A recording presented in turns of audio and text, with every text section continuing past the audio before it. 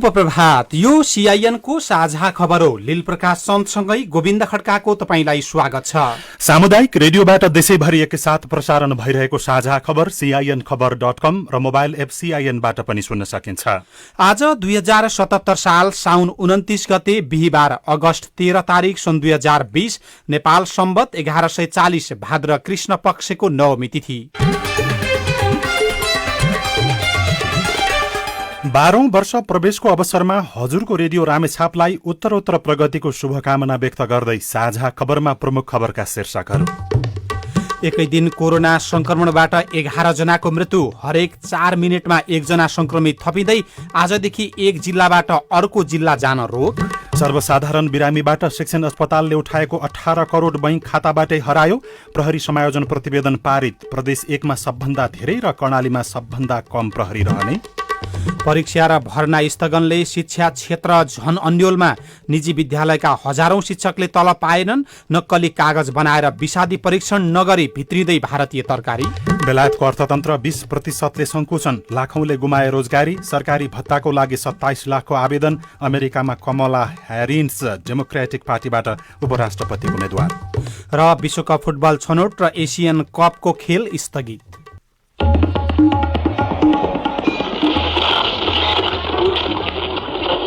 सयौं radio, हजारौं radio कर्मी र करोडौं नेपालीको माझमा यो हो सामुदायिक सूचना नेटवर्क सीआईएन।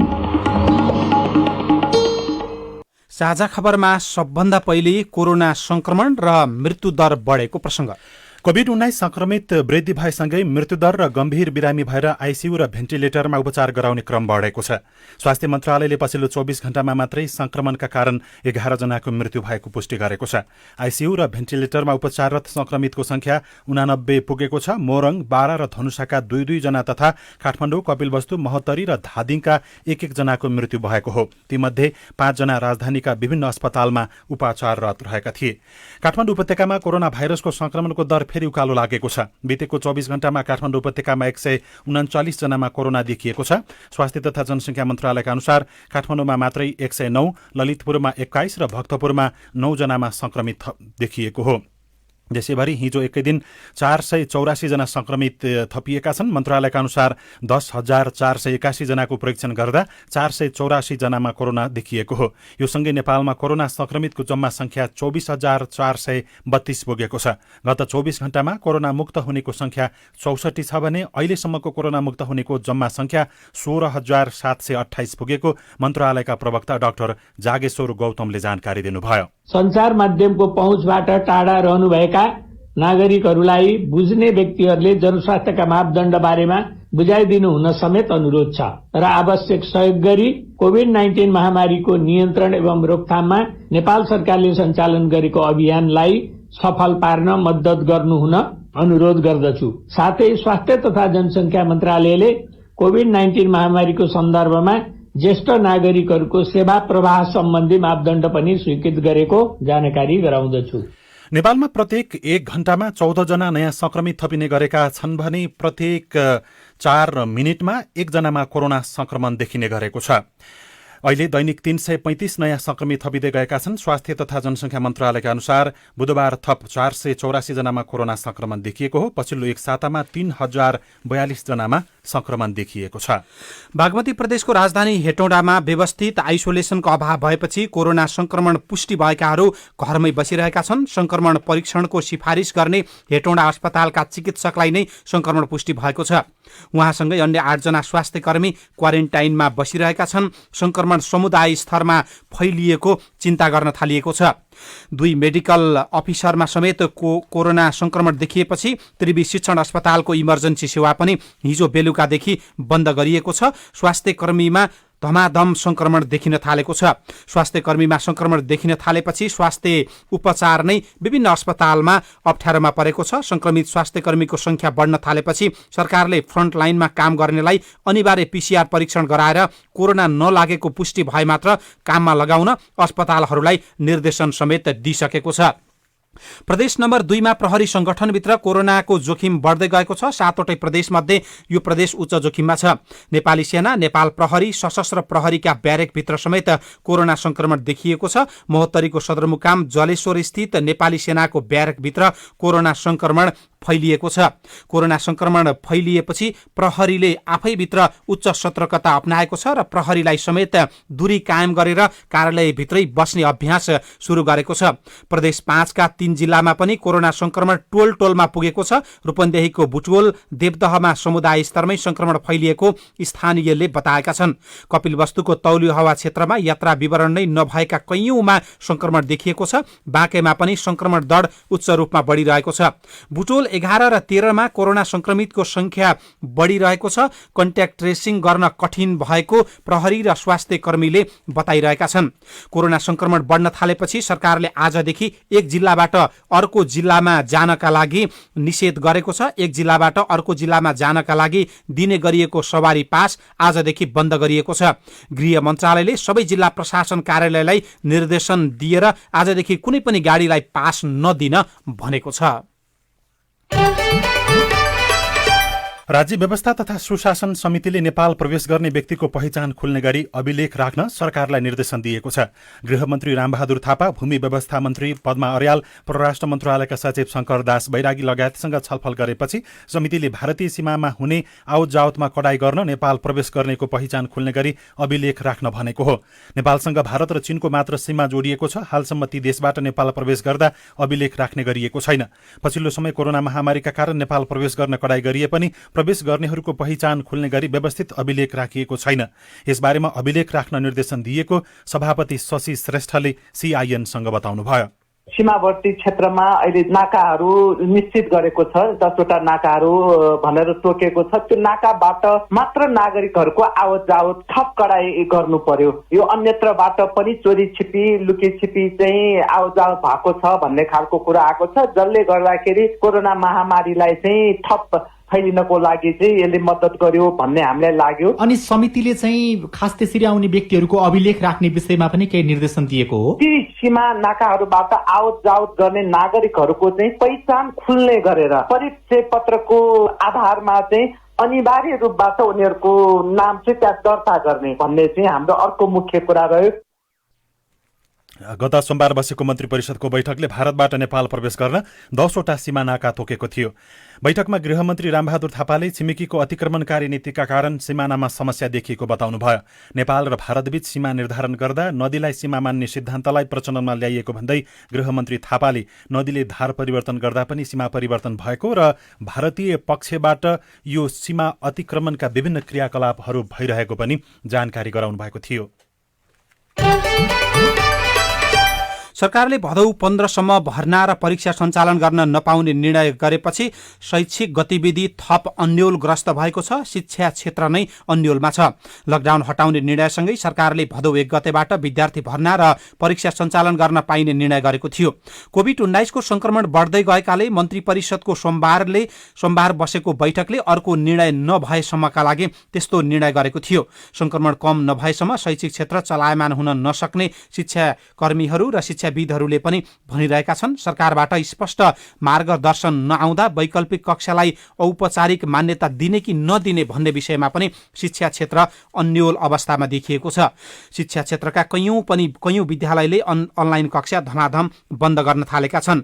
अधिकांश निजी विद्यालयले महिनौदेखि शिक्षकलाई तलब पनि दिएका छैनन्। शैक्षिक संस्था बन्द हुनु अघिदेखि नै तलब नपाएको शिक्षकहरूले गुनासो गरिरहेका छन्। त्यसकारण शिक्षकलाई दैनिक गुजारा चलाउन समस्या देखिएको छ। 75% विद्यालयले चैतको समेत तलब नदिएको संस्थागत विद्यालय शिक्षक युनियनका अध्यक्ष होमकुमार थापाले बताउनु भएको छ। विद्यार्थीहरू भर्ना नगर्न र शुल्क नलिन शिक्षा मन्त्रालयको निर्देशन गएपछि अभिलेखीकरण गर्न नपाउँदा निजी विद्यालयले न विद्यालयले नै विद्यालय चिन्न पाउने अवस्था देखिएको छ। शिक्षा क्षेत्र अन्योलग्रस्त भएपछि सरकारले नयाँ निर्णय गर्ने तयारी गरिरहेको शिक्षा मन्त्रालयले जानकारी दिएको छ। भारतबाट नेपाल आउने तरकारी फलफूल नेपाल भित्रिनु अघि नै विषादी भए नभएको जाँच गर्नै पर्ने नियम बनाइएको छ, तर त्यो संयन्त्रलाई र त्यो नियमलाई झल्दै भारतीय तरकारी तथा फलफूल निर्बाध रूपमा नेपाल प्रवेश गरिरहेको पाइएको छ।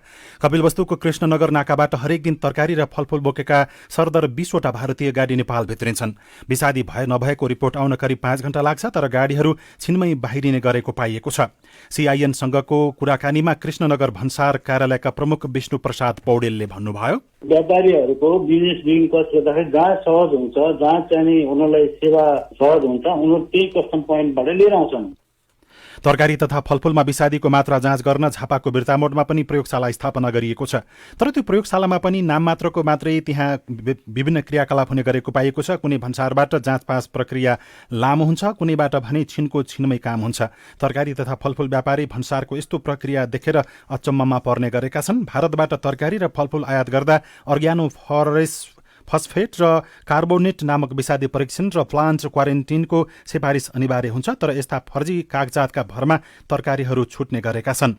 मेची भन्सार कार्यालयका प्रमुख ध्रुवराज विश्वकर्मा भन्सारको प्रक्रिया विभागबाटै चुस्त बनाउनु पर्ने सुझाव दिनुहुन्छ। स्थिति बिग्रिया छ भने त्यसलाई कन्ट्रोल गर्नुपर्छ, त्यसलाई सिस्टममा ल्याउनुपर्छ। सिस्टमभन्दा बाहिर गएर कसैले पनि अब भन्सार राछो उठ्छ भन्नेमा जतापाउति गर्ने कुरो पनि आउँदैन। व्यक्तिको पछाडि मान्छे लाग्न गाह्रो हुन्छ, सिस्टमले चाहिँ मान्छेलाई चाहिँ कन्ट्रोल गर्छ।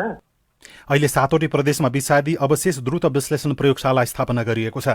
विषादी जाँच्न भनेर नाकामै प्लान्ट क्वारेन्टाइन राखिएको छ, तर त्यहाँ तरकारीको विषादी परीक्षण हुँदैन। प्रयोगशालाका अनुसार विषादी बिना जाँच पास भएका गुनासा केन्द्रीय कृषि प्रयोगशालामा समेत आउने गरेका छन्।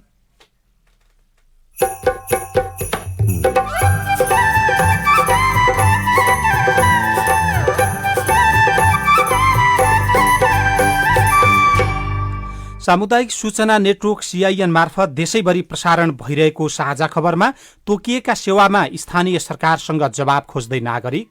यो कार्यक्रम लागू भएको भए म जस्ता लाखौं गरिबहरूले आफ्नो रोग आफैमा पालेर बस्नुपर्ने परिस्थिति आउने थिएन।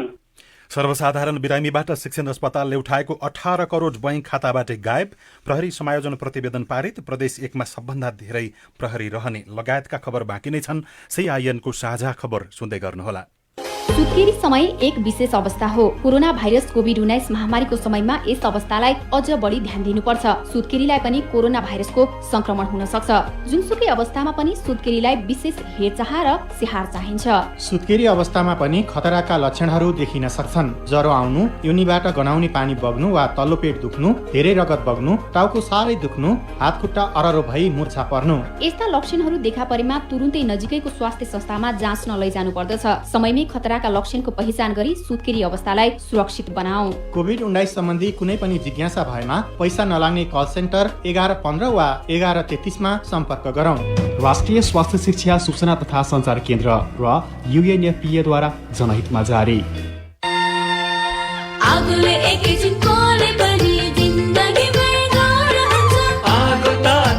बिजुली प्रयोग गर्दा होस गर्नुपर्छ। सुपारीले निभाउनुपर्छ। शरीरमा आगो लागेपछि सुटीले छोपी लानुपर्छ। बिरामीलाई स्वास्थ्य चौकी नानी हुन्न भान्सामा खेल्नु तातुरा बल्ने सामान हुन्छ। होस गरी चलाऊ स्टोभ र ग्यास, भुइँमा पकाए दुर्घटना बढ्छ। अग्निजन्य दुर्घटना भएमा 01 55 55 689 मा सम्पर्क गर्नुहोस्। BBS नेपाल ललितपुर। सामाजिक रूपान्तरणका लागि यो हो सामुदायिक सूचना नेटवर्क CIN। तपाईँ अहिले देशभरिका सामुदायिक रेडियो CINखबर.com र मोबाइल एप CINबाट एकैसाथ साझा खबर सुनिरहनु भएको छ। अब पत्रपत्रिकाले छापेका खबर। नयाँ पत्रिका दैनिकले सर्वसाधारण बिरामीबाट शिक्षण अस्पतालले उठाएको 18 करोड बैंक खाताबाटै गायब भएको खबरलाई प्रमुख छाप बनाएर छापेको छ।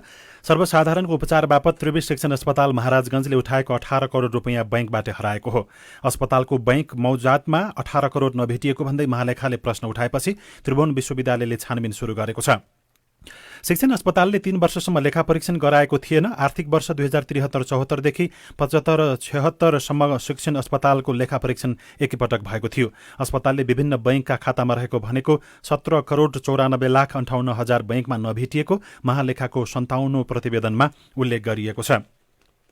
प्रदेश र केन्द्रमा समायोजन हुने प्रहरीको दरबन्दी टुङ्गो लागेको खबर पनि छापिएको छ। गृह सचिवको अध्यक्षतामा रहेको संगठन तथा व्यवस्थापन सर्वेक्षण समितिको बुधबार हिजो बसेको बैठकले समायोजनका लागि दरबन्दी सम्बन्धी प्रतिवेदन पारित गरेको छ। यो प्रतिवेदन मन्त्री परिषदले पास गरेपछि दरबन्दी कायम हुनेछ। प्रदेश 1 मा सबभन्दा धेरै र कर्णाली प्रदेशमा सबैभन्दा कम प्रहरी रहने त्यहाँ व्यवस्था र प्रस्ताव गरिएको छ। नेपाल र भारतको संयुक्त टोलीले बनाएको नक्सामा नेपाली भूमि भारततर्फ परेको खबर पनि छ। नेपाल र भारतबीच सिमानामा नापी गर्दा भएको गम्भीर गल्तीले नेपाली भूमि भारततर्फ परेको सरकारले स्वीकार गरेको छ। स्ट्रिप म्याप धर्से नक्सा तयार गर्दा कञ्चनपुर लगायतका क्षेत्रमा नेपाली भूभाग गुम्ने खतरा भएकोले वार्ताबाट समस्या समाधान गर्ने सरकारले बताएको छ। बस्ती खेतबारी मात्र होइन, पूर्व पश्चिममा बनिरहेको हुलाकी राजमार्गको पनि कतिपय खण्ड भारतमा परेको भन्दै उताको फौजले निर्माणमा अवरोध गर्दै आएको छ। कञ्चनपुरका स्थानीय र जनप्रतिनिधिले राज्य व्यवस्था तथा सुशासन समितिमा दिएको उजुरीमाथिको छलफलमा सहभागी भूमि व्यवस्था मन्त्री पद्मा अर्यालले नापी टोलीले गल्ती गरेको स्वीकार गर्नुभयो। नागरिक दैनिकले व्यापारीलाई जग्गा दिन चलखेल शीर्षकको खबर पहिलो पृष्ठमा मुख्य खबर बनाएर छापेको छ। बीपी कोइराला स्वास्थ्य विज्ञान प्रतिष्ठानको जग्गा व्यापारी र भूमाफियालाई उपभोग गर्न दिन चलखेल सुरु भएको छ। काठमाडौँको बुढानीलकण्ठ स्थित पार्क भिलेज रिसोर्टमा बुधबार बसेको बीपी प्रतिष्ठानको कार्यकारिणी समितिको बैठकले आफ्नो स्वामित्वमा रहेको अचल सम्पत्ति निजी क्षेत्रसँग साझेदारी गरेर उपयोग गर्न दिने गरी सिनेटमा प्रस्ताव लान सैद्धान्तिक सहमति गरेको छ। स्रोतका अनुसार कार्यकारिणी समितिबाट सैद्धान्तिक सहमति लिई सिनेटमा पेश गर्न तयार पारिएको प्रस्ताव त्यहाँबाट पनि स्वीकृत भएको अवस्थामा प्रतिष्ठानले उपभोग गरिरहेको काठमाडौँको बाँसबारी स्थित करिब 7 रोपनी, भक्तपुरको 12 रोपनी, धरान छात चोक स्थित करिब 6 कट्ठा, मोरङको सुन्दर हरैचामा 14 मध्ये 7 बिघा जग्गा निजी क्षेत्रलाई दिने बाटो खुल्ने पत्रिकाले दावी गरेको छ। कबाडी बनाइएका गाडीको तथ्याङ्क मागिएको खबर पनि छ। सर्वोच्च अदालतले देशभरका विभिन्न सरकारी कार्यालयमा कबाडी बनाइएका काम नलाग्ने तथा लाग्ने गरी थन्किएका सवारी साधनबारे समिति बनाई 6 महिनाभित्र एकिन तथ्याङ्क पेश गर्न सरकारका नाममा आदेश गरेको छ। न्यायाधीश अनिल कुमार सिन्हा र हरिप्रसाद भुइँयालको संयुक्त इजलासले त्यो विषयमा कार्यादेश सहितको समिति बनाई प्रतिवेदन पेश गर्न आदेश दिएको पत्रिकाले खबर लेखेको छ। अन्नपूर्ण पोस्ट दैनिकले नेकपा फोड्दैन, 5 दिनमै यसको परिणाम देख्न सक्नुहुनेछ भनेर प्रधानमन्त्रीले दिएको अभिव्यक्तिको खबरलाई प्रमुख बनाएर छापेको छ। प्रधानमन्त्री केपी शर्मा ओलीले नेकपाभित्र जस्ता खालका विवाद देखिए पनि पार्टी विभाजन नहुने बताउनु भएको छ। पार्टीभित्रको विवाद ठूलो समस्या नभएको र आफूले एकता बचाउन चुप बसेर कोसिस गरिरहेको प्रधानमन्त्रीको भनाइ छ। एउटा टेलिभिजन अन्तर्वार्ताका क्रममा प्रधानमन्त्री ओलीले अबको 5 दिनभित्र पार्टीभित्र नयाँ सिनारियो देखिने पनि दावी गर्नुभयो। म कसैप्रति आरोप लगाइरहेको छैन। अस्ति पत्रकार सम्मेलन भयो, मैले कुनै जवाब पनि दिइनँ। तपाईँ देखिरहनु भएको छ, अरू साथीहरू बोलिरहनु भएको छ। एकता जोगाउन म चुप लागेको छु। जो थप सहमति भए ती प्रचण्डजीले भन्नुभएकाले भएका हुन्। उहाँले भन्नुभयो 2 अध्यक्ष महाधिवेशनसम्मलाई गरिएको प्रावधान हो, सधैँलाई होइन। भारतसँगको असमझदारी वार्ताबाट टुङ्गिनेछ। म संसदीय दलको नेता पनि निर्वाचन जितेर आएको हुँ, अध्यक्ष पनि लडेर आएको हुँ। त्यसैले उहाँले दुवै पदबाट राजीनामा नदिने संकेत पनि गर्नुभयो। नेपाली कांग्रेसमा भने निर्णय फिर्ता लिन देउबालाई दबाव परेको छ। कांग्रेस सभापति शेरबहादुर देउबाले महाधिवेशनको मुखमा एकपक्षीय ढंगले विभाग गठन गर्नुका साथै सदस्यहरू धमाधम मनोनयन गरेपछि पार्टीभित्र निर्णय फिर्ता लिन दबाव बढेको छ। नेतृत्वबाटै महाधिवेशन प्रभावित पार्ने काम हुन थालेको भन्दै संस्थापन इतर पक्ष देउबासँग चिडिएको छ। देउबा भने आफ्नो कमजोरीलाई इतर पक्षले मुद्दा नबनाओस् भनेर पार्टी विभाग लगायतका संरचनालाई पूर्णता दिन कसिनु भएको छ। वरिष्ठ नेता रामचन्द्र पौडेलले पछिल्लो समयमा सभापति देउबाले जुन विधि र विधान मिच्ने कार्यले आफूलाई बहादुरी ठानेको पनि टिप्पणी गर्नुभयो। कांग्रेसभित्र कस्तो भएछ भने विधान मिच्नु बहादुरी। हाम्रो सभापतिजीलाई त्यस्तो लाग्छ कि विधान मैले जति मिट्न सके म त्यति बलवान सभापति ठहर्छु भन्ने उहाँको मानसिकता जस्तो मलाई लाग्छ। पार्टी डेमोक्रेटिक पार्टी नै चाहिँ हो कि होइन भन्ने खतरातिर जान लाग्यो भनेर हामी चिन्तित भएको हो। सभापति देउबाले गत आइतबार र सोमबार गरी 15वटा विभागमा सदस्यहरू मनोनयन गर्नुभएको थियो। र गोर्खापत्र दैनिकले यो वर्ष नेपालमा सबैभन्दा धेरै रोपाइँ भएको खबरलाई पहिलो पृष्ठमा मुख्य खबर बनाएर छापेको छ। यो वर्ष नेपालमा हालसम्मकै सबैभन्दा बढी क्षेत्रफलमा धान रोपाइँ भएको छ। गत वर्षको मात्र तुलना गर्दा 3.24% अथवा 51,738 हेक्टर बढीमा धान रोपाइँ भइसकेको छ। समयमै पानी परेका कारण मौसमको अनुकूलता र कोरोना भाइरस कोभिडले मानिसहरू गाउँमा फर्किएका कारण पनि धान रोपाईमा सकारात्मक प्रभाव परेको सरकारी अध्ययनले देखाएको छ। 1 लाख टनभन्दा बढी खाद्यान्न खरिद गरिँदै गरेको प्रसङ्ग पनि गोरखापत्र दैनिकले छापेको छ। पेट्रोलियम पाइपलाइनको अध्ययन सुरु भएको छ। पेट्रोलियम पदार्थको आपूर्तिलाई थप सहज बनाउन चीनको केरुङदेखि काठमाडौँसम्म पेट्रोलियम पाइपलाइन बिछ्याउने योजना छ। चीनको केरुङदेखि नेपालको रसुवागढी नुवाकोट हुँदै पेट्रोलियम पाइपलाइन बिछ्याउनका लागि यसै आर्थिक वर्षमा अध्ययन गरिने भएको छ। नेपाल आयल निगमको चालु आर्थिक वर्षको नीति तथा कार्यक्रममा समेत त्यो पेट्रोलियम पाइपलाइन बिछ्याउने कार्यक्रम स्वीकृत गरिसकेको छ। नेपाल भारत बैठकको तयारी पनि छ। नेपाल भारत बीच संयुक्त निरीक्षण संयन्त्रको बैठक बस्दैछ। भारतीय सहयोगमा सञ्चालित विकास परियोजनाको अनुगमन र समीक्षा गर्न यो बैठक बस्न लागेको गोरखापत्रले छापेको छ। अब विदेशको खबर। कोरोना भाइरसको संक्रमण देखिएपछि न्युजिल्यान्डमा पुनः लकडाउन बन्दाबन्दीको घोषणा गरिएको छ। 102 दिनसम्म नयाँ संक्रमण नदेखिएको न्युजिल्यान्डमा अचानक मंगलबार 4 जना संक्रमण देखिएपछि प्रधानमन्त्री जसिन्डा आर्डनरले तेस्रो चरणको लकडाउन घोषणा गर्नुभएको हो। प्रधानमन्त्री आर्डनरले बुधबार आयोजित पत्रकार सम्मेलनमा भाइरसको संक्रमण निस्तेज पार्न लकडाउन आवश्यक भएको टिप्पणी गर्नुभयो। बेलायतको राजधानी लन्डन बस्दै आएका शिव भण्डारी जागिरविहीन भएको झण्डै 6 महिना पुग्यो।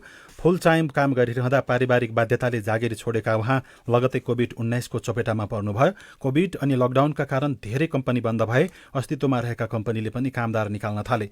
परिणामतः भण्डारीले पनि चाहे जस्तो काम पाइरहनु भएको छैन। अनुकूल समय र राम्रो तलब आउने काम खोज्दा खोज्दै यतिका समय बित्यो, अझै पनि कामको टुङ्गो छैन। उहाँले भन्नुभएको छ बेलायतमा लाखौंले रोजगारी गुमाएका छन्। सरकारी भत्ताका लागि 27 लाखको आवेदन परेको छ। करिब 3600 नेपाली पनि यो कोभिड-19 का कारण प्रभावित बनेका छन्। अब खेल खबर। कतार विश्वकप छनौट र एसियन कप छनौट अन्तर्गत अक्टोबर र नोभेम्बर महिनाका लागि तय भएका खेल फेरि स्थगित भएको एसियाली फुटबल संघले जनाएको छ।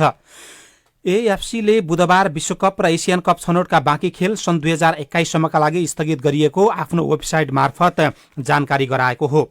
राष्ट्रिय खेलकुद परिषदका सदस्य सचिव नियुक्त भएको लगभग 1 महिनापछि गण्डकी प्रदेश सरकारले गण्डकी खेलकुद विकास ऐन 2077 आइतबार टेबुल गर्ने भएको छ। लामो समयको छलफलपछि ऐनलाई कानून मन्त्रालयमा पेश गरी संसदमा टेबुल गर्नका लागि दर्ता गरिएको प्रदेश सरकारले जानकारी दिएको छ। र Paris Saint Germain championship league फुटबलको सेमिफाइनलमा प्रवेश गरेको छ। ब्राजिल स्टार नियमार प्रेरित पिएजेएमसीले इटालियन क्लब एटलान्टालाई 2-1 गोल अन्तरले पराजित गर्दै च्याम्पियन लिगको अन्तिम 4मा प्रवेश गरेको हो।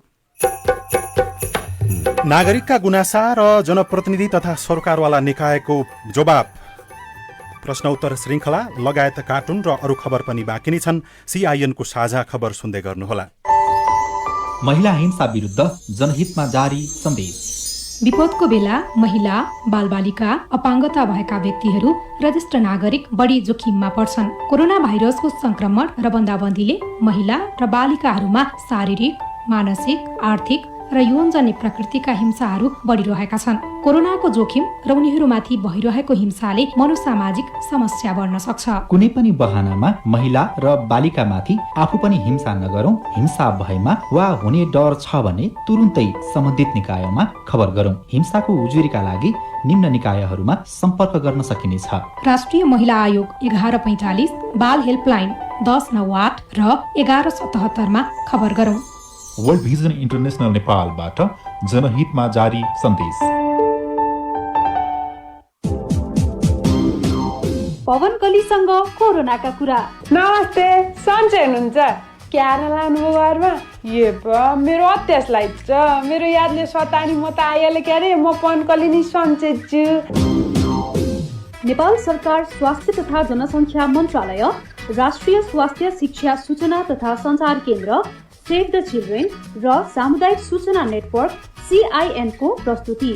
शनिबार बिहान 7:15 देखि 7:30 सम्म सामुदायिक सूचना नेटवर्क CIN मार्फत देशैभरिका सामुदायिक रेडियोहरू, युट्युब र सामाजिक सञ्जालहरूबाट हेर्न र सुन्न सकिन्छ। पवन कलीसँग कोरोनाका कुरा। सामाजिक रूपान्तरणका लागि यो हो सामुदायिक सूचना नेटवर्क CIN। साझा खबरमा अब नागरिकको प्रश्न र सरकारवालाको जवाब। हरेक वर्ष सरकारले विभिन्न नयाँ कार्यक्रम घोषणा गर्छ। नागरिक सेवा पाउने आशामा खुसी पनि हुन्छन्, तर वर्षौंसम्म पनि त्यो कार्यक्रम प्रभावकारी रूपमा शुरू हुन नसक्दा नागरिकमा निराशा थपिँदै जान्छ। त्यही असन्तुष्टि र गुनासा उनीहरू स्थानीय सरकारलाई सुनाइरहेका छन्। गोदाङ जिल्ला केदारसु 8 बाट क्वारेन्टाइनमा बसेको आज 31 दिन भइसक्यो। 14 दिनमा मलाई चेक गर्यो, पोजिटिभ आयो। फेरि 14 दिन मैले बसेँ, थप गरेर 2 दिन और बसेँ। 16 दिन भयो। गाउँपालिकामा फोन गर्दाखेरि गाउँपालिकाले भन्छ सरकारको नियम नै अब एकचोटि गरिसकेपछि दोस्रोचोटि नगर्ने भन्ने छ। के कसो हो म कुरा बुझ्न चाहन्छु। यस विषयमा हामीले बझाङको केदारसिउ गाउँपालिकाका स्वास्थ्य संयोजक कैलाश बलायरसँग कुराकानी गरेका छौं। पोजिटिभहरूको रिचेक नगर्ने कुरा छ। डडेलधुरा अस्पतालले नगर्दो रहेछ। त्यहाँ फलोअपको लागि गएका केसहरूको नमुना पनि थन्किएर बसेका छन्। त्यही पनि हामीले रिक्वेस्ट गर्दाखेरि ती थन्किएका केसहरूको त 5-6 दिनमा गरेर उसले चाहिँ गरिदिन्छु भनेको छ। अहिले त्यसको रिपोर्टहरू प्राप्त भएको छ। केदारसिउ गाउँपालिकाको वडा नम्बर 8 हो, जहाँ चाहिँ 5वटा केस पोजिटिभ छन् र तिनीहरूको फलोअपको डडेलधुरा नपठाउने र सिधै सिधित प्रयोगशालामा पठाउने हिसाबमा अहिले टोली त्यतातिर गइसकेका छ। कालीकोट जिल्ला पलाता गाउँपालिकादेखि विकास साई हो। पलाता गाउँपालिकाले निजी स्रोत शिक्षकहरूलाई र पलाताका सम्पूर्ण शिक्षक 375 जना कर्मचारीले चाहिँ रिमोट गर्ने भनेको छ। यो निर्णय चाहिँ अमान्य छ। पुनर्बहाली गर्नु म अनुरोध गर्न चाहन्छु। यस विषयमा हामीले कालीकोटको पलाता गाउँपालिकाका अध्यक्ष लक्ष्मण बहादुर बमलाई सोधेका छौं। यो सरकारले राखेको कर्मचारी हटाउनुपर्छ भनेर चाहिँ आइसकेपछि हटाइदिएको पछि फेरि चाहिँ चारैतर्फबाट गुनासो आइसकेपछि चौधरी हामीले कार्यपालिकाको बैठकबाट पुनर्बहाली गर्ने भनेर निर्णय गरिसक्यौँ। भनेको यो राजनीतिक कारणले नै यस्तो विवाद भयो। त्यही त हो नि। अब आन्तरिक म पनि नेकपाबाट जितेको चाहिँ जनप्रतिनिधि हो, अध्यक्ष हो। पार्टी एकता हुँदाखेरि 3टा पार्टी एकता भयो पलातामा। यो नयाँ शक्तिको र नेकपा एमालेबाट आएको ग्रुपको पार्टी एकता भइसकेपछि कि सबै हामीहरू बराबर हुनुपर्छ, होइन हटाउनुपर्छ भन्ने कुरा भइसकेपछि हटाएको। अहिले चाहिँ राखिसक्यौँ। शिवालय गाउँपालिका 2 जाजरकोटदेखि नरेन्द्र जोशी बोल्दैछु। मेरो जिज्ञासा यस गाउँपालिकाका अध्यक्षलाई नेपाल सरकारले लागू गरेको स्वास्थ्य बीमा कार्यक्रम अहिलेसम्म पनि लागू हुन सकेन। किन व्यवस्था भयो? त्यो कार्यक्रम लागू भएको भए म जस्ता लाखौं गरिबहरूले आफ्नो रोग आफैमा पालेर बस्नुपर्ने परिस्थिति आउने थिएन। धेरै प्रयास गर्दा पनि गाउँपालिका अध्यक्षसँग कुराकानी हुन नसकेपछि तपाईको प्रश्न हामीले शिवालय गाउँपालिकाका स्वास्थ्य संयोजक कृष्ण बुढा समक्ष राखेका छौं। पहिलो वर्ष चाहिँ राम्रै चल्यो। त्यसपछि भने जस्तो सेवा उपलब्ध नभएको हस्पिटलमा चाहिँ अब अलिकति हेल्थ चेक गरेको, जसले चाहिँ पैसा तिर्दै गर्छ उसलाई चाहिँ पहिलो चान्स दिने अनि पछि फ्रीमा वालाहरूलाई चाहिँ थन्क्याएर पछि चान्स दिने भन्ने जस्ता गुनासाहरू पनि आए। बीचमा यो कार्यविधिहरू केही परिवर्तन भयो। बीचमा तालिमको पनि व्यवस्था भएन। डाटा सहयोगहरूलाई पनि अब इन्टेन्सिभहरू पनि खासै अब त्यति प्रभावकारी नभएको हुनाले त्यति राम्रोसित चाहिँ अब प्रभावकारी तरिकाले चाहिँ सञ्चालन हुन नसकेको हो। अब यो कार्यक्रमलाई तपाईहरु यतिकै छोड्दिनुहुन्छ कि कसरी अगाडि बढाउनुहुन्छ त? दूरदराजमा प्रत्येक वडामा डाटा सहयोग जो हुनुहुन्छ उहाँहरूको पनि फोन सम्पर्क नभइदिने, उहाँहरू आफै कार्यक्रममा आउने भन्दा पनि अब अलिकति पहुँच पावर अनि नाता गोता अब राजनीतिक नियुक्ति जस्तो कार्यक्रम भयो। माथिबाट सरु आएर फेरि चाहिँ जनप्रतिनिधिहरूको रोबरमा अब हामी यो गर्छौँ भन्ने प्रतिबद्धता जनाउन सक्यो भने त्यसलाई चाहिँ अलिकति प्रभावकारी रूपमा सञ्चालन गर्न सकिएला। बहादुर पूर्जा म्याग्दी ढलागिरी गाउँपालिका 4 बाट अहिले गाउँमा सक्रिय सल्लाहले गर्दा सबै यो बालीनालीहरू नष्ट गरेको अवस्था छ। कोदो मकैहरू सबै यो गोरेको कुरोहरू पनि नष्ट पारेको अवस्था छ। त्यसको लागि वडा कार्यालय पालिकाहरूले केही वास्तव नगरेको मैले देखेको छु। तपाईले राख्नु भएको यो समस्या हामीले तपाईकै गाउँपालिका म्याग्दीको धवलागिरी गाउँपालिकाका अध्यक्ष थम्सरा पुनलाई सुनाएका थियौं। यो विषयमा हामी एकदम चिन्तित छौँ नि, किन नहुने र? अब यहाँ ज्ञान केन्द्रसँग पनि परामर्श गर्यौं हामीले, हैन? जुन दिन 16 आयो अर्को दिन चाहिँ हामीले सूचना गर्यौं। अब यसलाई चाहिँ दिशादी छरेर सम्भावना रहेन त। यसलाई चाहिँ हल्ला गरेर धपाइदिने, आगो फुक्ने, हल्ला गर्ने गरी धपाउने, अनि त्यसपछि मारेर अनि सुताएर लिनेलाई 60 रुपियाँ केजी तोडिदिएको के गाउँपालिकाले। तपाई जुनसुकै बेला हाम्रो फोन नम्बर 015260 मा फोन गरेर आफ्ना प्रश्न रेकर्ड गर्न सक्नुहुनेछ। प्रश्नोत्तर श्रृंखलासँगै हामी साझा खबरको अन्त्यमा आइपुगेका छौं। सामुदायिक रेडियो प्रसारक संघद्वारा सञ्चालित CIN को बिहान 6 बजेको साझा खबर सक्नु अघि मुख्य खबर फेरि एकपटक। एकै दिन कोरोना संक्रमणबाट 11 जनाको मृत्यु। हरेक 4 मिनेटमा 1 जनामा संक्रमण हुँदै आजदेखि एक जिल्लाबाट अर्को जिल्ला जान रोक। सर्वसाधारण बिरामीबाट शिक्षण अस्पतालले उठाएको 18 करोड बैंक खाताबाटै हरायो। प्रहरी समायोजन प्रतिवेदन पारित। प्रदेश 1 मा सबभन्दा धेरै र कर्णालीमा सबभन्दा कम प्रहरी रहने। परीक्षा र भर्ना स्थगनले शिक्षा क्षेत्र झन अन्यलमा। निजी विद्यालयका हजारौं शिक्षकले तलब पाएनन्। नक्कली कागज बनाएर विषादी परीक्षण नगरी भित्रिँदै भारतीय तरकारी। बेलायतको अर्थतन्त्र 20% सङ्कुचन, लाखौंले गुमाए रोजगारी। सरकारी भत्ताका लागि 27 लाखको आवेदन। अमेरिकामा कमला ह्यारिस डेमोक्रेटिक पार्टीबाट उपराष्ट्रपतिको उम्मेद्वार। र विश्वकप फुटबल छनौट र एसियन कपको खेलहरू स्थगित। साझा खबरको अन्त्यमा पालो आएको छ कार्टुनको। आज पत्रिकाहरूले कार्टुन छापेका छैनन्। हामीले नयाँ पत्रिकाको अनलाइन संस्करणबाट लिएका छौं यो कार्टुन। र यो कार्टुनमा प्रधानमन्त्रीले दिनुपर्ने राजीनामा, नेकपाभित्रै उठिरहेको बहस र प्रधानमन्त्रीको जवाबसँग जोडेर व्यङ्ग्य गर्न खोजिएको छ। प्रधानमन्त्री जस्तै देखिने व्यक्ति यहाँ उभिरहनु भएको छ र प्ले कार्ड बोक्नु भएको छ र प्ले कार्डमा लेखिएको छ राजीनामा माग्न पाइन्न, म बाहेक अरू चाहिन्न, र यतापट्टि भनिएको छ अरू कोही छ रामायणको कुरा झिकेर महाभारत मचाउन सक्षम म जस्तो लुजा। हवस् त, प्राविधिक साथी सुभाष पन्तलाई धन्यवाद। अहिलेलाई गोविन्द खड्का र लील प्रकाश चन्द बिदा भयौँ। तपाईँको आजको दिन शुभ होस्। नमस्कार। यसपछि देशभरिका सामुदायिक रेडियोबाट कार्यक्रम हाम्रो पालिका प्रसारण हुनेछ। सुन्ने प्रयास गर्नुहोला।